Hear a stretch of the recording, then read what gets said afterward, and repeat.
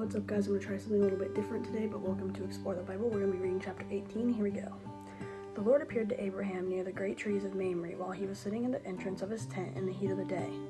Abraham looked at him and saw 3 men standing nearby.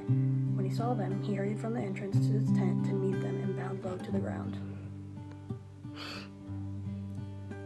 He said, "If I have found favor in your eyes, my Lord, do not pass your servant by. Let little water be brought, and then you may wash all your feet and rest under this tree. Let me get you something to eat so that you can be refreshed and then go on your way." "Now that you have come up from your servant, very well," they answered, "do as you say." So Abraham hurried into the tent to Sarah. "Quick," he said, "get 3 seahs and the finest flour and knead it and bake some bread." Then he ran to the herd and selected a choice tender calf and servant who hurried to prepare it. He brought some of the curds of the milk that the calf had been prepared and set these before them. While they ate, he stood near them under a tree. "Where is your wife Sarah?" they asked. "There in the tent," he said.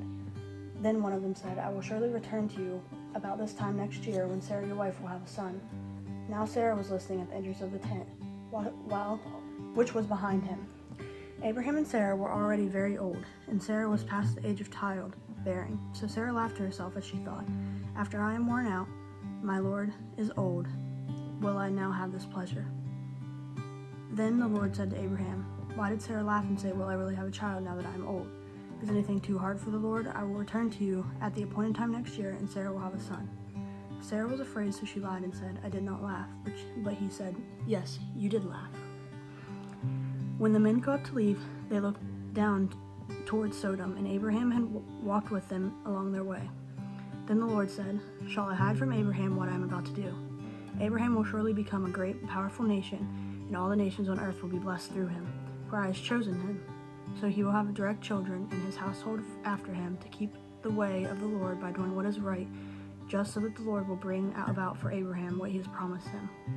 Then the Lord said, "The outcry against Sodom and Gomorrah is so great, and their sin is grievous, that I will go down there and see what they have done is as bad as the outcry that has reached me. If not, I will know."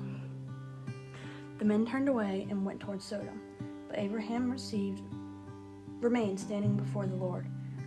Then Abraham approached him and said, "Will you sweep away the righteous with the wicked? What if there are 50 righteous people in the city? Will you sweep it away and not spare the place for the sake of the 50 righteous people in it? Far be it from me to do such a thing, to kill the righteous with the wicked, treating the righteous and the wicked alike. Far be it from you. Will you not judge all the earth, do right?" The Lord said, "If I find 50 righteous people in the city of Sodom, I will spare the whole place for their sake." Then Abraham spoke up again.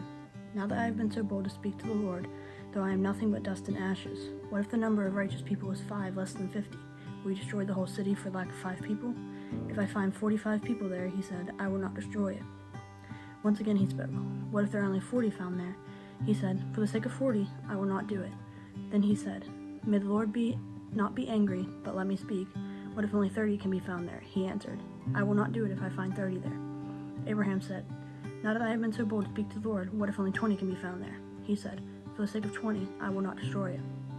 Then he said, "May the Lord not be angry, but let me speak once more. What if only 10 can be found there?" He answered, "For the sake of 10, I will not destroy it."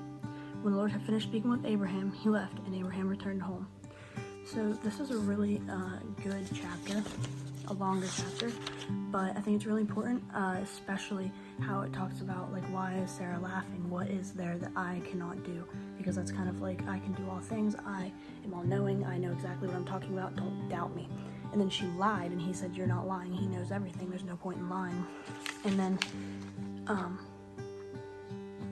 how it talks about if he found 10 people in a city of 100 people, he would save the whole 100 people because of those 10 righteous people. So that's really important because it makes you realize, if I'm the only righteous person around, how am I going to help anybody? But in reality, you can help the whole town. So this is extremely important because it spreads light on how much of an impact one person can make. So I hope you guys enjoyed. I hope you had a good day.